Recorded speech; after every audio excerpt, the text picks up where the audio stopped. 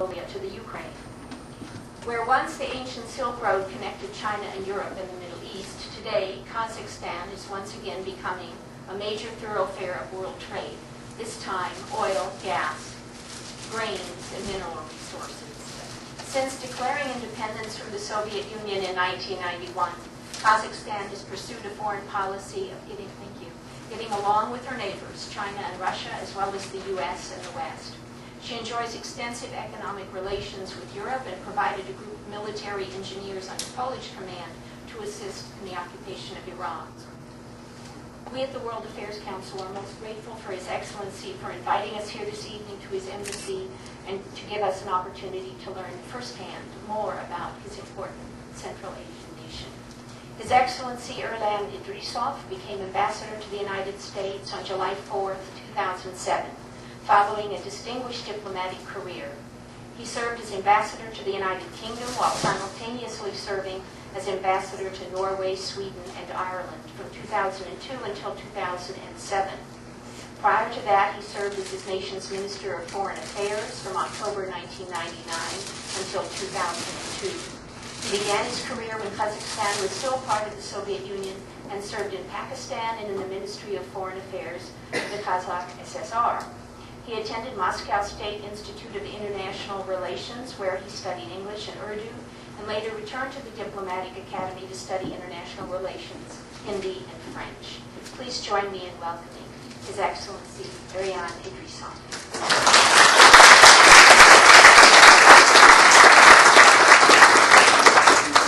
Thank you very much, Heidi. Actually, we should stop here because you have said everything about my country. And we can proceed straight to the reception and enjoy our time, right? But I thought that you may have noticed that the date of my appointment is the 4th of July.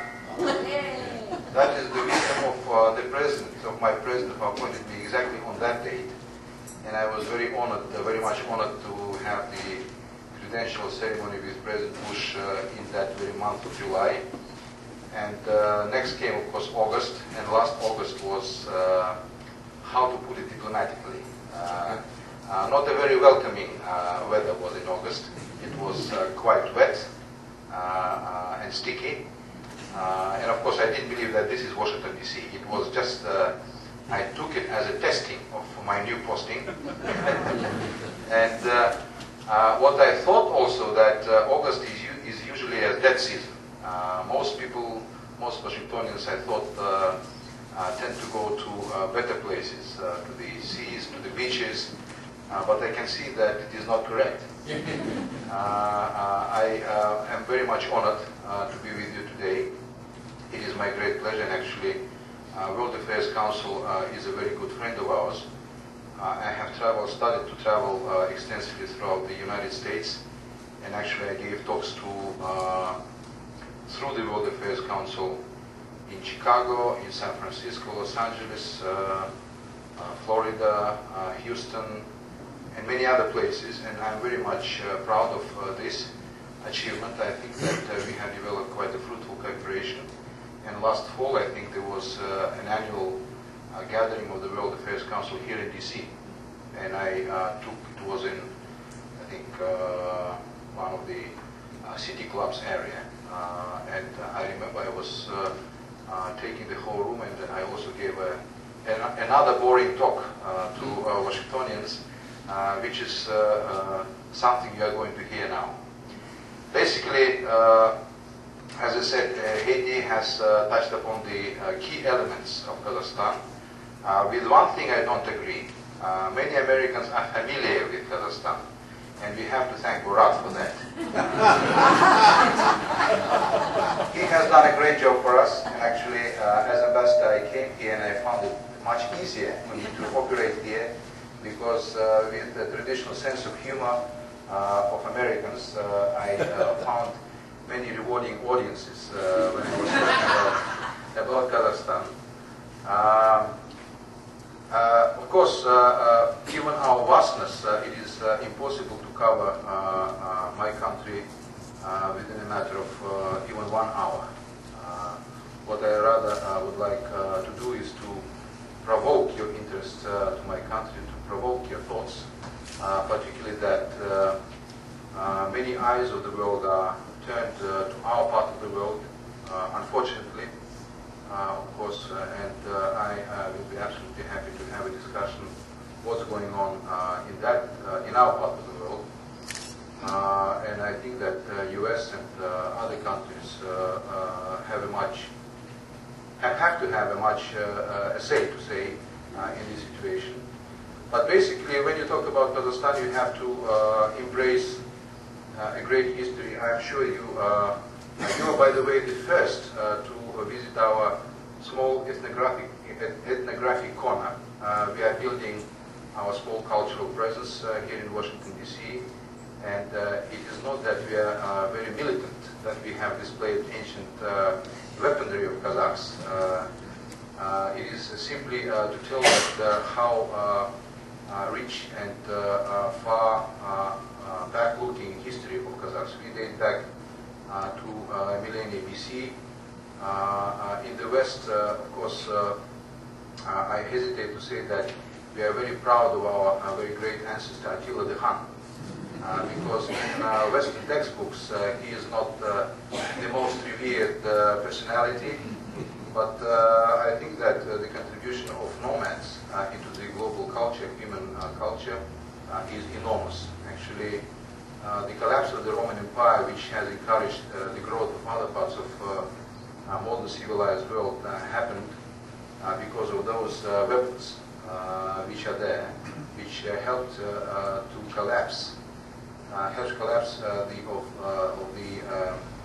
the Roman Empire, which was almost on the verge of collapse. So it was a timely arrival of those who encouraged further change and development. We have very deep lying traditions in our society.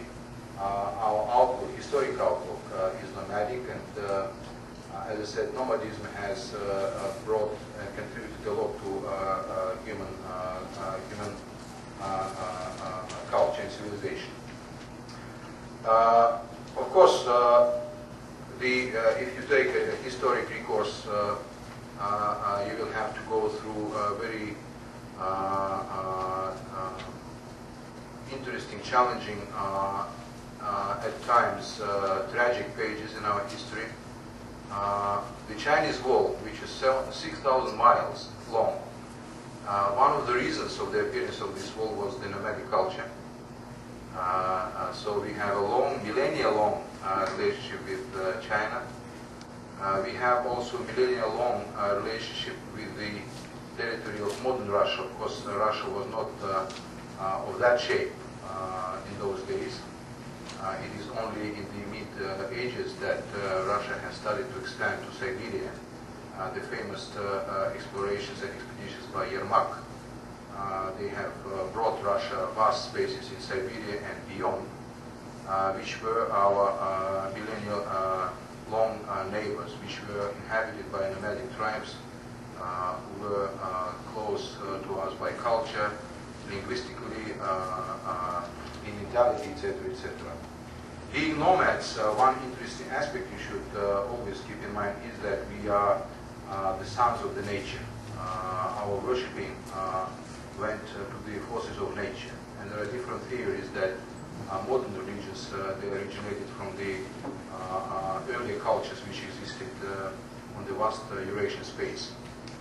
Our history of religion is also interesting. We were subject to different trends, and the earlier forms of Christianity, historianism, etc., they all were existing in Kazakhstan. And Kazakhstan was the land where, traditionally, historically, Kazakhstan was the land where different cultures, different outlooks, different habits, different beliefs crisscrossed and mingled. And this produced a unique merger of these different trends coming from all sides of the world. In the 9th century, Arab missionaries came to our part of the world, and since then Islam has started to spread in our part of the world.